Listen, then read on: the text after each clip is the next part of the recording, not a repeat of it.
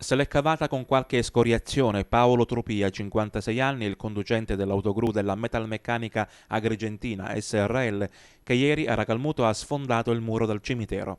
Il camionista stava portando il mezzo alla miniera di Racalmuto per un lavoro di manutenzione e mentre percorreva via Perlasca, la discesa che costeggia il cimitero del paese, si è reso conto di un guasto al sistema frenante.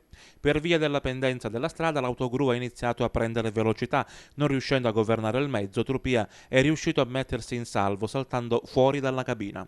L'autogru ha invaso anche l'altra corsia, fortunatamente in quel momento non c'erano vetture o persone ad intralciarlo. L'impatto contro il muro del cimitero è stato violentissimo. L'autogru ha sfondato la parete di una delle tante cappelle gentilizie presenti all'interno del camposanto racalmutese. La cabina del guidatore è andata completamente distrutta. Il primo a soccorrere l'autista è stato il custode del cimitero che, udito lo schianto, è andato subito fuori a vedere cosa fosse successo. Il maglio del mezzo ha danneggiato diversi loculi ed ha completamente distrutto una bara.